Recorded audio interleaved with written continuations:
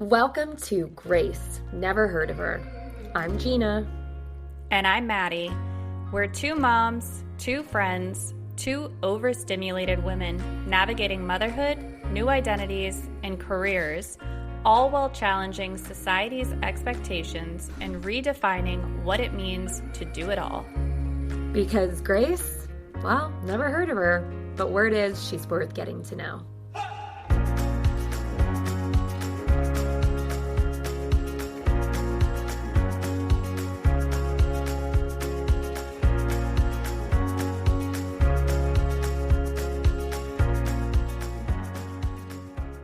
Hey everyone. We're in the new year. We're in hopefully somewhat of a groove now.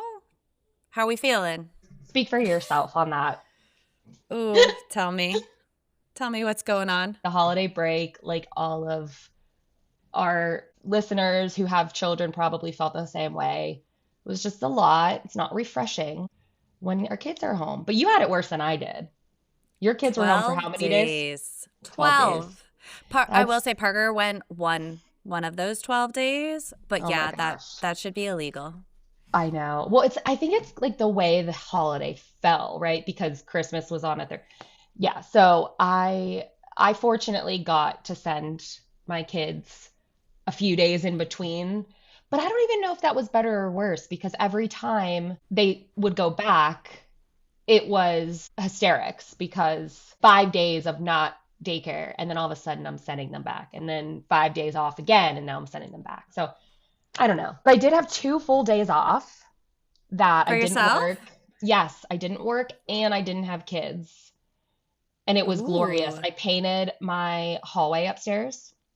What color? Pashmina by Benjamin Moore. Is that like a brown, like a Yes. warm? Okay. Yes. Look at you. Yes. It's like kind of like a warm taupe-y Mm. color. It matches the trim that I did down here on the first floor. So I did the walls upstairs white dove, and then I did all of the trim. I did chair rail. I don't know if you know what that is, like a cross, and then it has the bottom with box trim. Who am Okay. I? Like, what am I? I'm just spitting out Martha all these Stewart. terms. I know. I painted, and then I went ham on reorganizing my basement and storage room. I went through so much crap, Maddie. I'm telling you, we hadn't done this, I think, ever. Because even in our Texas house, we would just throw things. We're like, one day we'll deal with this. One day we'll deal with this. Because we just kept happening. We had a kid and then we had Yeah. another kid and then we were moving. So I was just finally reorganizing stuff. So it was very overwhelming when everything was kind of just like out and about. But I listened to an audiobook and just lived my life. It was not too bad. That must have felt so good. Did you get a haircut? No, but it's funny that you ask because it does look different today. This is actually air dried, but I think with the sweater and the hair combo, I'm feeling like I am a character out of Stranger Things right now. I'm giving Nancy. Wouldn't know who that is. That's right, I forgot. You don't watch any TV or are up to are up to speed with anything in pop culture. You need to watch, well, no, you probably hate Stranger Things. It's so good though. They had the series finale and Mm. it's all about like I can't even describe it to you. You're gonna be like, what? It's all about like this upside down where there's this underworld of monster type things that like sneak into your brain. Yeah, no, that sounds. I will carve out time to watch this. Your face right now. Oh my gosh. Well, I won't start you on Stranger Things. I'll start you on something else. But if you're not Okay. watching, like, what do you do if you're not watching TV? Such a good question. I don't even know where my time goes. I go to bed early. I go to Ugh, bed early. I know. well, that's true. And you influenced me. I went to bed at I think 8:30 the other night because, well, our house got hit with the flu. Ugh. But to be fair, don't think I've talked to anybody that has not gotten the flu recently. So it was our time. But we got Leo on Tamiflu. Well, both kids on Tamiflu. And I don't know if it was the flu, the Tamiflu, because I went down a Reddit hole and everything I found kind of said different things, but he was having like these night terrors where he was just waking up, crying every 45 minutes to an hour. So Chris and I weren't sleeping. So that on top of the night before when I was cleaning my basement, I stayed up until 2 in the morning. And so I looked at Chris and I'm like, Chris, I need to sleep. And he's like, totally. You're right. You do. So he took the entire night. Like he was just like on Leo duty. And I fell asleep at 8:30 and I woke up at 7:30. Wow. I actually felt like a different human being. I'm like, I oh, believe it. this is what it feels like to feel rested. So we sent both kids back to school today, finally. Leo was home the last few days. Jonah just like powered through. Crushed He was it. a champ. But Chris, it's tough when you're working from home and your kids are homesick. Fortunately, Leo's pretty good at watching TV and just kind of laying around, but he was still getting bored throughout the day. But so Chris really had to take on a lot because it's a really busy time for me at work. So Chris was really kind of like taking the lead here on getting him fed, whatever he needed while I could work. So I am thankful for that. I'm thankful for you, Chris. I know you're listening. What a great shout out. And oh, how things have probably changed.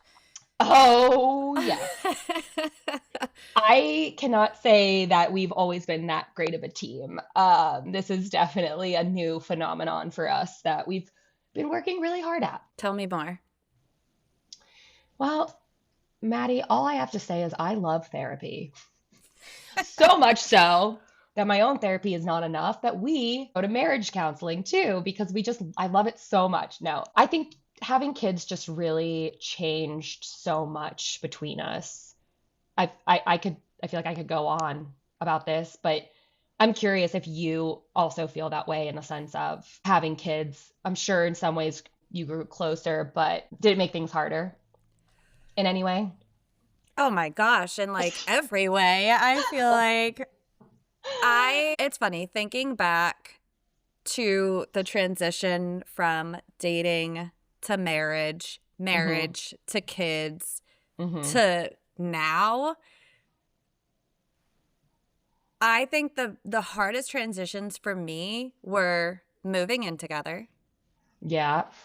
because it's just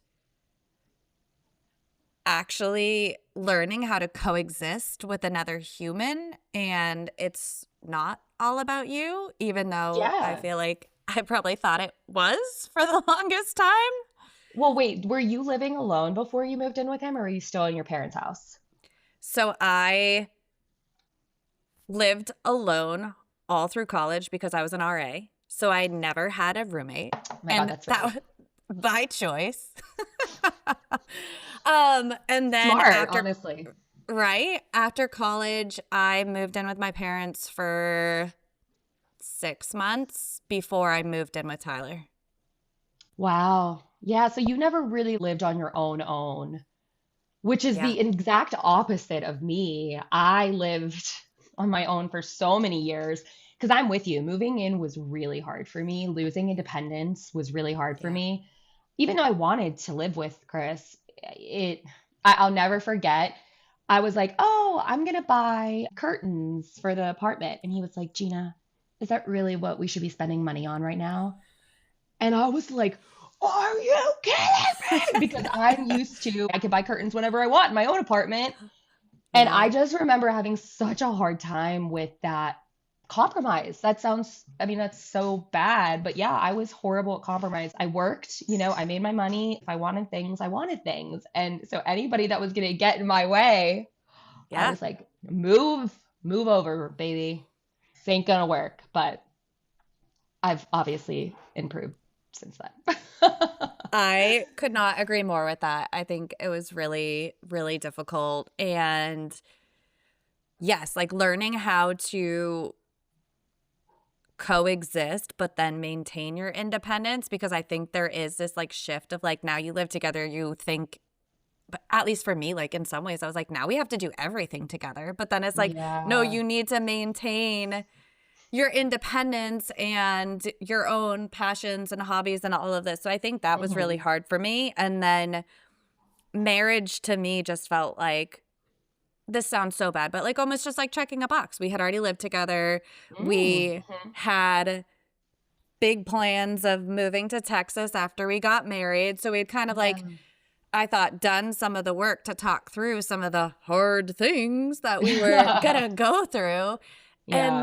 then I don't think like reality really set in for, at least for me, until probably kids. Like we started to have some more, I don't know, more meaningful, deeper like life conversations about maybe like family dynamics or what we wanted our future to look like and all of that. But we were so underprepared for what Oh, having kids meant. not only having kids, but I mean, what you went through with Zoe, that I can't even imagine how adding that on top of everything else, how much stress that adds to a relationship. Um, it's funny because you say how marriage for you was checking a box. I actually had such a different feeling about it. Oh my God, Chris is going to be listening to this and be like, what? Did you almost No, leave him at the altar? no. Oh my God. Chris, I love you. Before we get into this, I love you. You are an amazing husband. So we got married end of September 2019. So this Okay. was right before COVID, right? Yep. And so I just had a lot of anxiety in general. Something about me and something that helps me make decisions with basically everything in my life is knowing I have an out, knowing I have an exit strategy if needed. I'm talking, I'm in a crowded room and I'm starting to feel anxious. I look and I see the exit and I'm like, okay, worst case scenario, I walk out the door. When we were dating, it was similar. If we were to get into arguments or we were just like butting heads, I'm like, listen, we can exit this relationship. And so there was something about when we were married, even though that's absolutely what I wanted and he wanted, when the fights seemed heavier, the Mm. disagreements in values or just on anything just seemed bigger Yeah. because I felt this lack of escape. And that has since worn off. Let me be clear. It's very jarring for me because I just remember being like, oh my God. And yes, obviously you can get divorced. Like there is technically an out, but um and it's not even like I wanted an out. I like needed that security to know it was there. And then when it was taken away, I was like, oh my God, we're gonna fight about this forever, aren't we? Yeah, I hear you. I will say, hearing you say that, there definitely like the pressure you almost put on yourself as you Yeah. approach, and just the stress of planning a wedding. We Ugh. definitely, arguments increase. I think it was the same thing like right before Zoe came or right before Parker came. Like, I think there's just all of this like anxiety around the unknown or what the anticipation of what's going to Yeah. change, or you don't know what the future looks like per se, that Mhm. it makes you like question things and maybe have lower tolerance or Yeah. I think I have to imagine a lot of people feel like that. Like I can't, but not that it doesn't devalue people's love for one another. But yeah, I think back to our parents and, my mom lived with her parents and then right out of high school started dating my dad and then they got married and moved in together. I didn't get married until I was 29. So I had years and years and years of living this independent life. Don't even get me started on kids, how that changed my feeling of independence. But there's this huge shift that happens, and it happens rather bluntly. Like just one day, you're just living with someone. And, if you're combining finances, which is what we did after marriage, that's a whole nother layer of communication. What do they say? Marriage, it's always over. Marriages end over finances, money, finances, and kids. Is it intimacy. Oh kids? my God, that should be number two. You know what Debbie told me whenever I was like, just who knows, spiraling about something?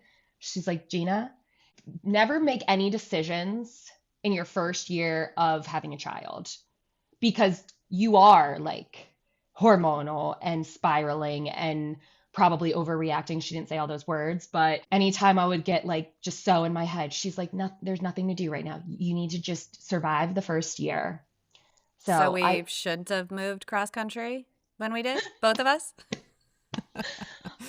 having no friends, I look back and I just, oh my God, I think I would have done a lot differently, starting Ooh. with prep before having kids. Yes. How did you guys decide you were ready to start a family? I don't think we prepped. Like we talked Same. we talked about we want to have children, we want to start a family. These are the goals that we have. We were I mean not we didn't like argue about it, but we weren't on the same page about how many kids we wanted. Tyler Oh, comes from a really? family of 3. I come from a Okay. family of 2. I wanted Yeah. 2 kids. He wanted 3 kids. Isn't I that was very so? Isn't that so funny how that works? Like, I feel like right. people always want the same amount of kids from the family they came from, which is just so funny to me. Definitely. And I was very much like, it's my body. I have to be pregnant. I have to carry these kids. Like, Yup. you can want 3 kids all you want. We'll see. We'll see what you get. Um, no, but we talked through that. But I think, yeah, we were very unprepared. If I can share an embarrassing story. Please. When, okay, so like we didn't talk through family dynamics or like expectations or really any of that. It was kind of all boots on the ground, like learning as we go, trial by fire, especially after Zoe came. But when we started trying, again, I'm the first of my friend group, like first of the family, first of everyone. And I always joke, like I'm so naive about a lot of things, sometimes by choice, others just by Like accident, like pop culture. like pop culture. I got like the ovulation like tests to Yeah. try and like track. For like a few days, I was like, these are not working. I was peeing on them with the cap on. Oh my God. Like how embarrassing. I'm like, I can't even try and get pregnant correct. I don't even know what I'm doing. Wait, do ovulation, was it Okay, so there's it like looked like a pregnancy it did. test? It was like one of those sticks. Yeah. Oh, okay. Yeah, it wasn't like the strip ones. Okay, No. because I was like, okay, yeah. Oh my gosh, that's funny. Yeah. So how'd you finally realize it? Were you just like, I think oh, I finally like read the package. Because I think I was just of the mindset, like, how hard can it be? You just gotta like pee on this thing and it'll tell you. And well, sound I was magic. humbled That's quickly. so funny. Yeah, Chris and I also did not do any type of prep. And I guess when I say prep, I'm thinking more of kind of like planning, talking about finances, talking about Yes. like we were on the same page with how we wanted to raise kids with we had the same values. That was actually something that I wanted to align on even before we got engaged. Oh, I love I that. said, yeah, I was like, I need to know like something as simple as I don't want them to have TVs and computers in their room when they're older. Are you okay with that? Are you aligned with that? And Chris was like, yes. I'm like, cool. Like, just like those types of things, so what age do we want to do cell phones? And I know things will change or could change, I should say, but ultimately I just needed to know we were on the same page when it comes to like those like bigger foundational things, religion, all that stuff. So, we didn't want kids for a minute. I did not have baby fever by any means. When we first got married, I was like, absolutely not. I looked at kids as a ball and chain. I want to live my Yeah. life and have fun. Well, COVID happened. So that really kind of threw a wrench in those plans because we wanted to travel. We wanted to have an international trip.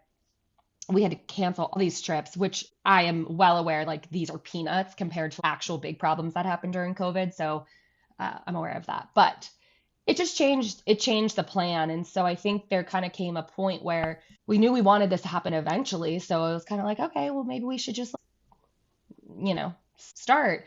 If I could go back in time, I wish that we had strengthened our communication skills and armed ourselves with more communication tools before we had a baby. Because we are doing those things now, but doing those things with kids, like in the middle of raising kids, is 10 times harder than had we done it pre-kids. I guess I'm looking at it through the lens of how strong we are now compared to how not strong we were then. And it's like, man, if we had what we had now back then, I feel like parenting would have just been so different, at least that first year. Do you think, though, if you had done all of the work up front, it's still different when you actually get into it? And I also think about that a lot too, because I feel similar. If we had had all of these hard conversations, if we had done X, Y, and Z, but then going through the experience with Zoe and having all of these specialists kind of help us along the way, there was a lot of things that we would get stuck on or need help with that was like common sense almost, that you would be like, oh my God, I'm just so in the thick of it. I'm so in the weeds right now. Like I couldn't take a step back to realize that we needed to approach this from a different perspective. And I just wonder if the same thing would happen if you had all of those tools. Like, unless you're practicing or building that muscle consistently, I don't know that it would have the same impact. And that feels like something that you would be like, again, speaking maybe from my own perspective, we did the work, we're good, we move on. And then it's like, no, we actually need to go back to the basics of this like common sense, how we connect, how we communicate. And that's our way forward. And like, do we now have more capacity or openness for that than we did in the past?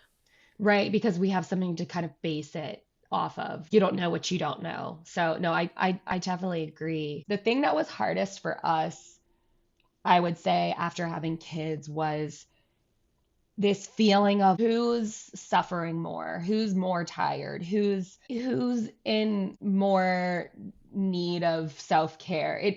And it's not that it's intentional, right? It's not that either one of us didn't want that for the other, but I think we were just so empty. Our tanks were so empty and we were so deprived of what we needed that the minute, right, like Chris would be like, oh man, I'm so tired. I'd be like, oh yeah, you're tired? How about me? I woke up 3 times last night and I had to pump and I had to do, and it's like, wait, he's allowed to be tired. Like he is allowed to be tired. I took that as just so undermining and underappreciating all that I'm going through. Pregnancy in general, I just straight up resented Chris. Like I just would look at him and I would be, I was 9 months pregnant and I would just look at him just sitting comfortably or laying in the bed comfortably. And I'm like, you mother, like the poor dude's just existing. And I'm so mad. It's so hard because It is. it comes with the job. Like we bear the kids, and I mean our husbands, I think, try and do the best they can, but sometimes you just want somebody else to like be in the trenches with you, have to go through all of the physical, emotional, hormonal changes. Totally. I think that's valid and fair. And I think going back to communication, historically, at least past generations of men in particular, I don't want to generalize here, but they're not great communicators. And I'll say too, like I've had to learn a lot about communicating because I too felt like it was an attack on me, or there was like resentment there, or I had a lot of feelings I had to work through. And I think it's taken a lot of time and effort to get to a place that it's like, it's not the thing you did that's bothering me. It's the underlying how it actually made me feel, or that you're not giving me a need that I have, but I didn't communicate that need to you. Chris, I don't want to speak for him, but I think he would agree that especially not just, not just being a male, but he's younger than me. So he didn't have friends that had kids. All of my friends had kids. I was the last. He was the first. So he didn't really even have anyone to talk to. And that has to be so isolating because I just think about how much I lean on my friends to be like, this happened. What do I do? I feel like that's probably really hard for a dad. And as a society, too, we always think about the moms in the sense of like, oh, how are you feeling? How are you adjusting? Which I think that's how it should be. But the dads also are going through a huge shift. And I definitely had blinders on, I think. Maybe I knew that, but I just didn't care. Or I just was like, well, it's harder for me. So Chris is listening to this either like laughing, crying, or just like fuming. Like, yep, No. I remember that. Yeah. Yeah. I But don't think you're unique though. I right. don't mean that as a bad thing. I think a lot of couples were or are in similar situations where yeah, if you're in some ways the default parent or in some situations you're the default parent, like there is a mental and physical load. We've actually done the exercise of writing out Yes. physical and mental loads so that I could highlight. And I still don't think I did a great job of like highlighting like all of the things he doesn't Right. see. Like my brain doesn't get to shut off. Like you get to take the garbage out. It's a checkbox. I have to think about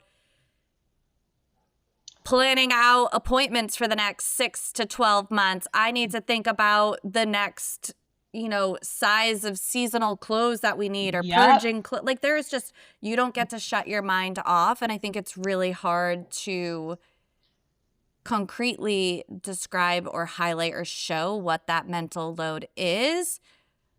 But I think that is like the crux of a lot of 100%. a lot of it. No, 100%. And for me, it's like I just want to be acknowledged about it, right? I will say I had a lot of control issues at the beginning. I wanted to take Leo to the doctor, or I wanted to be the one to pick out this or that. Like I definitely had room to improve there. So a lot of it I put on myself. So it's not necessarily that I blamed Chris that I had so much mental load, but I wanted to be acknowledged for it. I wanted to, the so cliche. The movie, oh wait, no, you don't you don't watch movies. What The movie? Let's breakup, see. the breakup with Vince Vaughn and I, I think I have seen Jennifer that one. Aniston. Okay, so it's Yes. like at the very beginning, he's like, I got you lemons. I got you lemons. And she's like, I want you to want to get the lemons. I want you to be so appreciative of me that you are excited to go out and help me and get lemons. That's that sums up my feeling about so much in motherhood and marriage. It's not like I said that I necessarily need you to take all of this off of my plate, but I would love a scenario where you're like, hey, you do so much for us. Why don't you go get a massage this weekend? And I realize that's reaching and it's just not, the stage of life that we're in. Like we're both full-time working parents. We're both going through our own things. I can't expect Chris to just put everything aside and tend to me. I'm still working on that, to be honest. It's not like, oh, I finally get it. No, it's really hard. And I think that my weekly therapy with Debbie helps me, well, and couples therapy like helps kind of put me in check of just like, hey, you need to stop looking at your husband to make you feel better. Like that's not their role. You have to make yourself feel better. And I'm like, what? Nobody told me that before I got married. Oh, yeah. That's a tough one for sure. Yeah. And I mean, I know we've talked about it and I know you've been talking about it or mentioning how great couples therapy has been for you Oh, and Chris. yep. What what have you noticed since you've embarked on that journey? Oh my gosh, so much good stuff. Kind of summing up everything, couples therapy. combined, right? I have to reiterate here that my own therapy was also a factor in this. While I think couples therapy alone is wonderful, there was kind of two transformations happening at the same time, which was really beneficial for me. Because sometimes in couples therapy, you're not the only one talking. You have to sit back and listen to the other person. So sometimes I would walk out of there feeling I didn't get my point across or I was misunderstood. So then I would go into my personal therapy and recap, and then she would be like, well, I think this is what she was trying to say. And I was like, oh, so therapy all around. But what I've noticed is for both of us, well, let's start with myself. What I've noticed with myself is I am a narcissist. I'm going to be honest. Wow. I Okay. have narcissistic tendencies. Maybe I'm not a narcissist, but I definitely have narcissistic tendencies. That was not something that I was even open to knowing about myself a few years ago. But I think what therapy has taught us is just like it's taking the blame out of a lot of it. It's taking the malicious intent, the feeling of malicious intent, should I say, out of it. Whereas like Chris isn't trying to actively hurt me. I'm not trying to actively hurt him. I'm not having this reaction to something he said to just like make his day harder. It's because of what's happened to me as a child and how that affect my nervous system and all this scientifical shit. And so I think the biggest thing I've noticed between us is the both of our willingness and improvement in trying to give each other a little bit more grace of like, okay, what this person is doing right now is really pissing me off, but it's not because they don't love me. It's not because they don't care about me. It's because they're having a trigger response to screaming children. Like if Chris snaps at me because the kids are feral, my instinct is to be like, don't yell at me. Like, why would you talk to me like that? That's not, da, da, da, da. And now it's like, okay, I get it. He's stressed. And that's not to say it's an excuse for bad behavior, but it takes that initial sting out of it of just like, and then it's kind of just like, okay, we can just like maybe talk about this later. And 9 times out of 10, when we do have those moments, we come back and apologize. It's like, hey, I'm sorry. I know I was cranky this morning. I had a bad day. So that's huge. That's been huge for us and something that I don't know if we would have ever gotten to without therapy. I'm going to be very honest. What about you guys? Because you guys just started going We to marriage did. counseling as just like a maintenance. What made you decide to do that? You inspired me. I You and influenced Chris. you. Oh my You gosh. did. And can I just say, I don't know why. Like, why does it feel so vulnerable to admit that you're going to couples therapy or counseling or even just for maintenance? Because I feel like Yeah. therapy is becoming more mainstream, but oh my Yeah. God, couples therapy, you're headed for divorce. Like, I there know. is red flags all around. I think it's because you usually hear about couples therapy for really severe problems in a relationship before it ends, right? So it's like we're going to try couples therapy as a last resort. You don't really hear a lot of people being like, "Oh my gosh, yeah, our marriage is so great. We go to therapy once a week." So I that's because I agree with you. I always feel like I have to caveat when I tell people couples counseling, don't worry, we're okay. Like we're just trying to improve our communication. And it sucks that we have to defend ourselves or feel like we have to defend ourselves. Thank you. I agree. And yeah, so I think it took us a little bit longer to kind of get to that point because of all those reasons. And it's like, no, you just kind of got to get over yourselves. Like we want to communicate better. We want to be married for a really long time and we want to make sure that we have the right tools to Right. do that. And Yeah. sometimes, not even sometimes, all the time, the third party is a really good mediator. It's not like couples therapy just fixes all your problems, but when I'm kind of going down a rabbit hole where in my head, believe I am right in every way, and my therapist is like, okay, well, let's take a minute and think about this. The goal is to change my perspective or help me see a different perspective. But ultimately, what it does is like tell me, like, Gina, maybe you're not right. Maybe you do need to look at this differently. I wouldn't do that without a third party. I wouldn't do that without a licensed professional telling me that, right? Chris could say the exact same thing to me that our therapist does, and I'd be like, nope, you're wrong. Nope, that's not how it is. It's not how it is. So, You're right. yeah. It is. It is great validation for both of you. I think we're still very early, so I think still just scratching the surface, but I will say like we've gotten some homework and I think we've both just already noticed the shift of I'm I'm someone that's very quick to, if something's irking me, annoying me, whatever, like I will call it out in the minute. And I'm like, yeah, go me for being so direct with like my closest relationships. Like can't do it with, Yeah. acquaintances or anything like that. But I'll call out my family. I'll call out, Tyler all the time. Right. And Tyler never calls me out. Like it actually annoys me that he never talks about what I do that annoys him. I'm like, I know there's plenty of things. I like Wow. I want to be better. I do, Yeah, but like I cannot relate. Chris has a so laundry list for me. yeah, seriously. So one of the homeworks that we got is for Tyler to truly like note down Wow. things. And then we have this weekly check-in that we've started to Love. kind of get on the books. And we will, like there is a component of it where we talk through things that went well and some areas where maybe we could have some improvement. And so he'll go through his list. And then I've actually seen it where I'm less so calling things out in the moment and if it's still bothering me, I'll like write it down and we'll talk about it at that weekly time.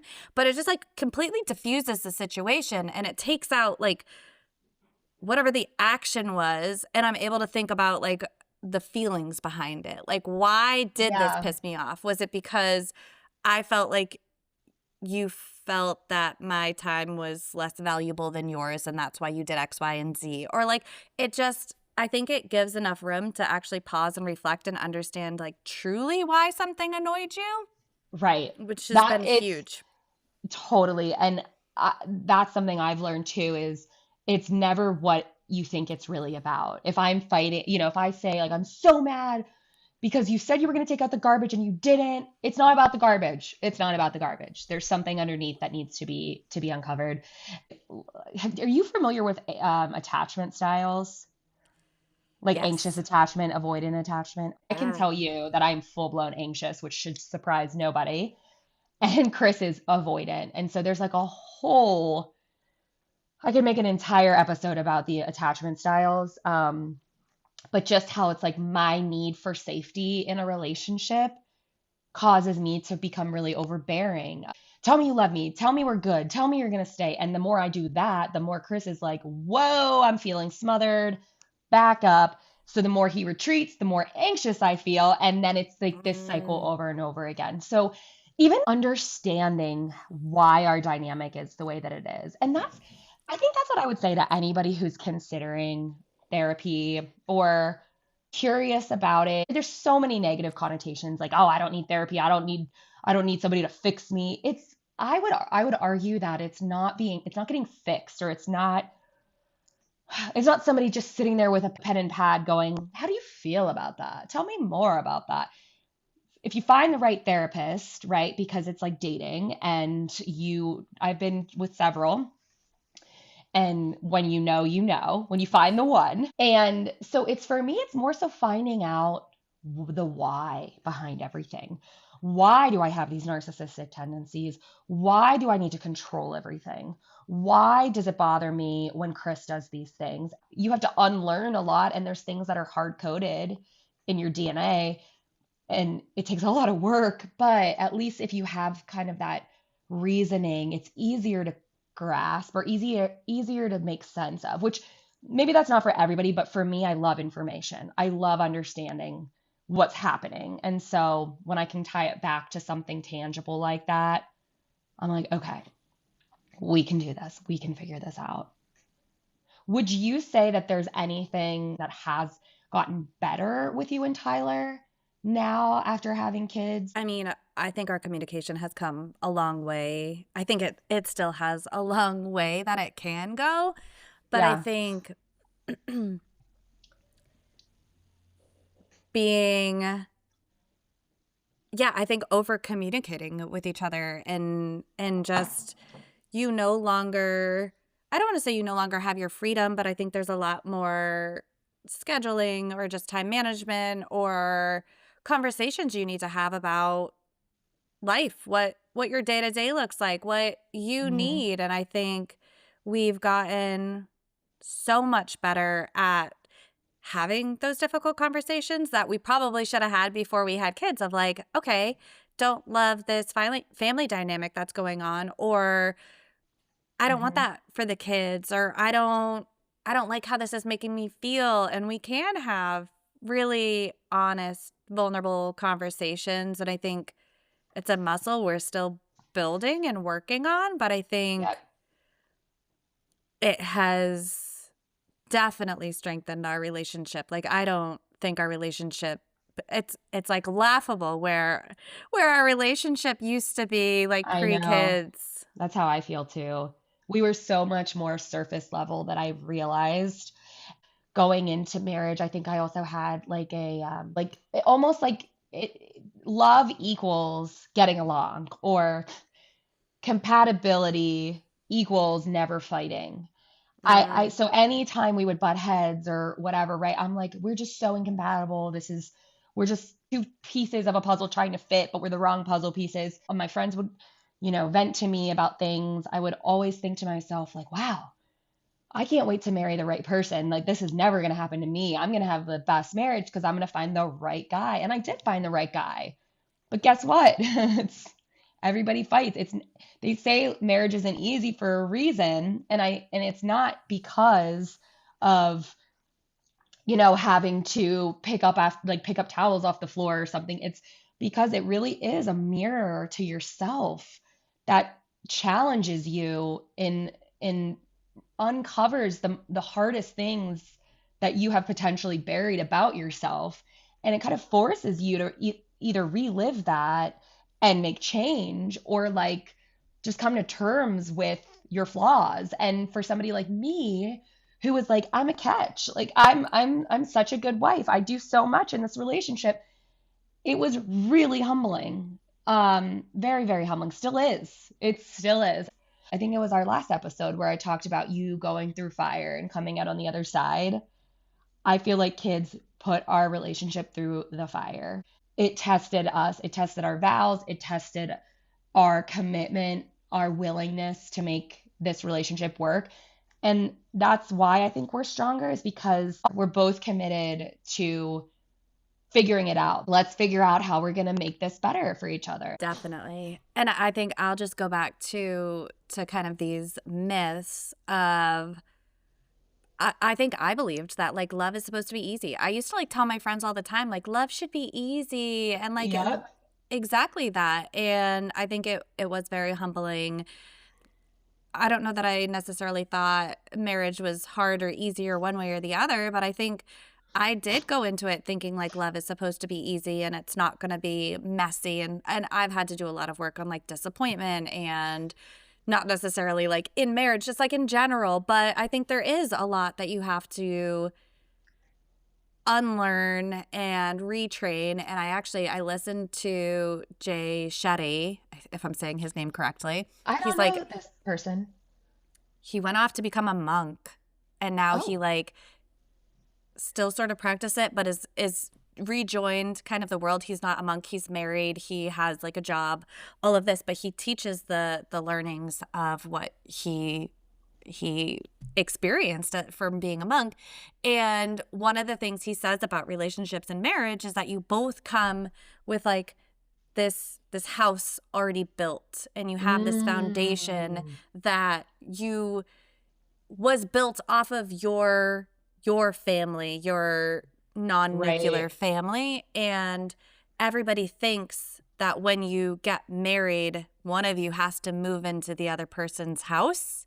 And I think I Mm, felt that. It's like my foundation strong, like move into my house because my ideas are right or my thoughts are right. And he was like, no, the goal is not to abandon one of your houses. It's to take the strongest foundational pieces and build your own house together. That is so profound. No, that makes total sense because Chris and I's upbringings were opposite ends of the spectrum. My family was loud, chaotic. His family was quiet and, didn't want to talk about feelings. So talk about two houses trying to merge. Yeah, that's such an interesting way to look at it. So I know we've I've talked some shit on Chris. Kidding. Mostly on myself. But why don't we move on to our little game that we prepared for the pod today? Love So Maddie and I sent some questions to our husbands and asked them to answer them. Chris sent his answers to Maddie. Tyler sent his answers to me. So neither of us have seen our husbands' responses, but we thought it would be so fun to try and guess what our husbands said and see if we get it right. And I don't know how this is going to go. I'm kind of scared. Right. We'll see. All Okay, right. no wrong answers. We No are wrong answers. learning about each other. I'll go first. Okay. Oh, this is a good one. I like it. Okay. What's one thing you do? So meaning what's one thing that Chris does that annoys the shit out of Gina? He buys too much Lions gear and hats. Is that right? Okay, so we did talk about this a little bit, that no matter how well he sleeps, he's not a morning person in the slightest. It takes him over an hour to thaw, as he likes to say. Gina's the polar opposite, but she can't stand that aspect of me. Okay, well, I wasn't going to put you on blast, Chris, but yeah, that is something that is really hard for me. I wake up and I'm just ready to talk about the day, and he is like, don't look at me until I've had my coffee. But Chris, stop buying Lion shit too. Okay, you ready for yours? Yeah. First one? All Yep. right. So the question is one thing Tyler has improved on since becoming a parent. I feel like he's going to go communication, maybe, and say that he's done a better job of just kind of coordinating and talking through. I don't know. This is hard. I know that's a very, very broad question. You're in the general area. Okay. He said making mac and cheese. Just kidding. He did say that. But then he said, just kidding. I think recognizing how I present myself and trying to do so intentionally, knowing my kids are watching and modeling their behavior based on what they see me doing. It's a really good answer, Tyler. That is a good answer. I will say on the mac and cheese front, so I was like making the kids lunches every morning, and I would work out and then like come home and make their lunches, and I would look over and Tyler would be sitting on the couch. Yeah, no, see.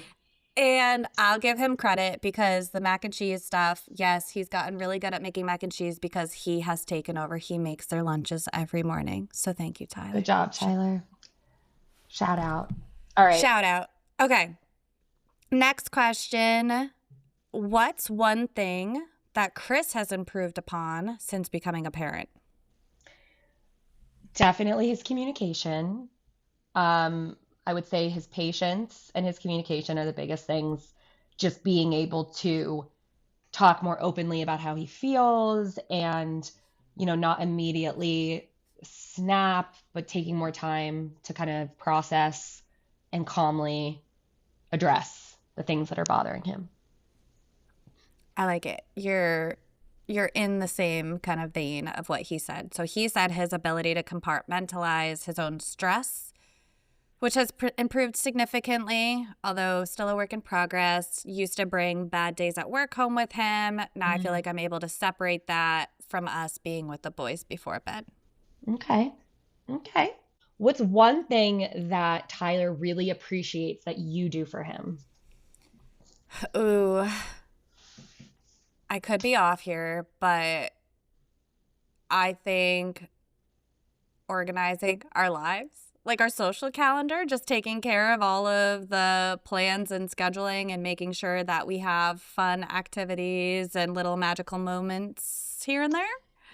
I'm gonna give you that one. He Okay. he says it like it actually is kind of making me misty-eyed, but that's essentially what he's saying, but in a really sweet way. He said she shows up big every day for every one of us before herself, and it's equally impressive as it is inspiring.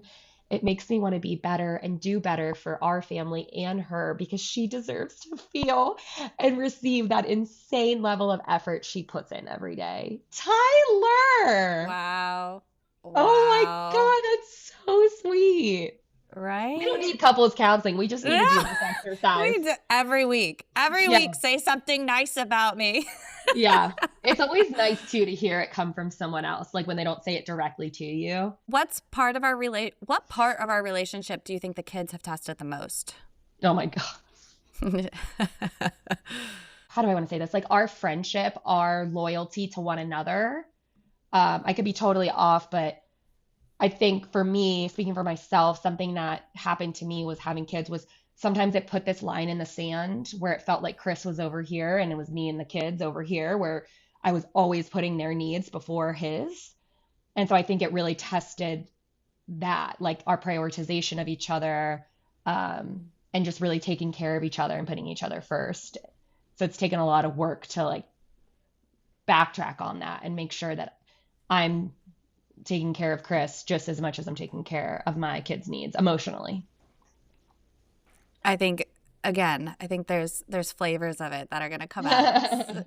He said patience for one another, which I think is kind of the Oh, fair. underlying. Yeah. So Yeah. he said probably super common for every parent, which I agree. I think your patience is tested. You're overstimulated. There's so many things going on. He said, but with our kids taking up so much of our bandwidth and our stress levels, we find each other bickering over little stuff because we are at max capacity already. Yeah, that's for sure. We have very little to give each other because we're on E. And so it takes a lot of effort. Okay. Same question to you from Tyler. What part of your relationship do you think your kids tested the most for you guys? Mm, I'm going to go patience as well. Here, I'm off. It's No, okay. I'm dying Oh, laughing. Did you have more from you his wanted to say? response. Um, You'll know in a minute.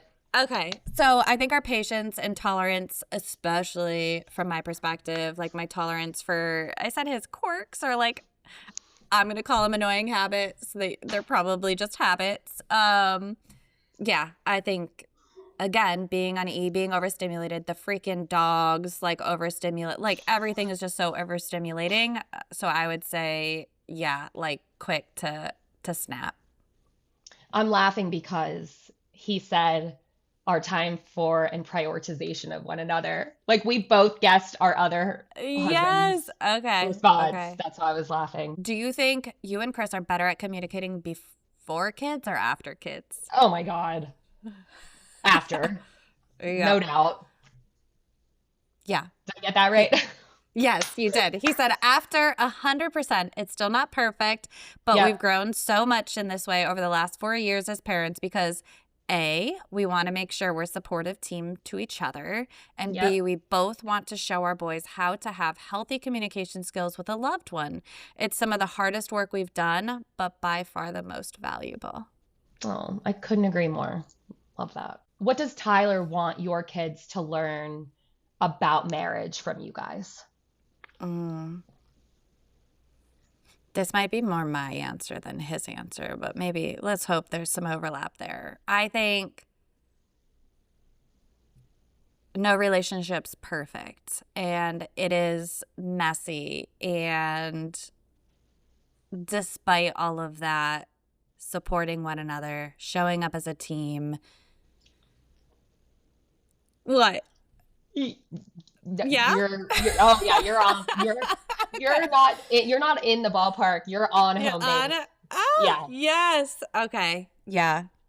He said that we're a team that supports and loves each other unconditionally day in and day out.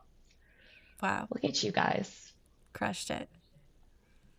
All right. I think this is the last one from Chris. Same question. Okay. What does he want your kids to learn about marriage from you all? I would say, the same thing, that at the end of the day, we show up for each other. We're committed to each other. We're constantly improving things. And I would say, more importantly, the ability to be humble and apologize and swallow your pride and come back and say, I was wrong and I shouldn't have said those things. Because it's not always about preventing the argument. It's about the repair. And so I think that's something that he would want our kids to learn from us. Am I close? Yes. No, you are. Marriage is hard work. That can be the most rewarding thing you ever do in your adult life, is what he wants them to learn. With a base layer of respect and trust, your marriage can evolve and grow through almost anything. Oh my God. That's a really sweet answer. Right? Thanks, Chris. Yeah, I like that. Yeah, it's very, very insightful. See, this just goes to show how much he's really become introspective. Okay. If you give men a prompt and a deadline, they can deliver. Crazy how that works. Last question. What would Maddie say that Tyler avoids talking about? Ooh, feelings still. I'm curious what he's going to say. I think it's still a work in progress. Again, like I was saying, he doesn't ever complain about anything or have feedback for me. So I think he avoids giving feedback or just having vulnerable conversations about how he's feeling. Yeah. He said, if I've completed the tasks on the weekly to-do list, LOL. Tyler, I love the humor in your answers. No, but his real answer is the hard conversations we sometimes need to have and address with loved ones. Yeah. Wow. Also, time's a ticking on your checklist, Tyler, your to-do list. Well, hopefully we did our men proud with the honesty of just how hard it is, and it continues to be. Thank God we have each other to vent. Truly.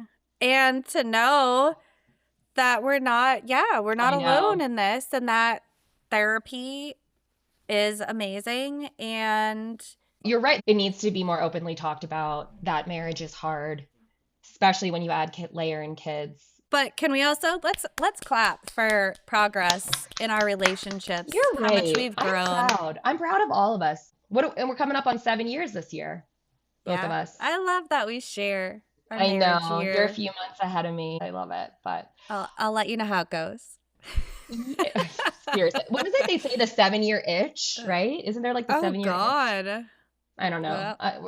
We're not gonna have to think about that for a few more months. But anyway, thanks for tuning in and listening to us divulge on all of our marriage woes.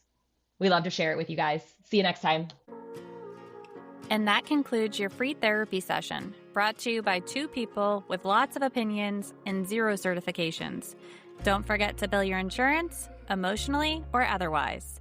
And be sure to follow us on Instagram at GraceWhoPod. That's Grace, WHO Pod. Tune in next time for another deep dive into something we'll probably overthink and under-resolve. And while our search for grace continues, let's at least try to find a little joy in between.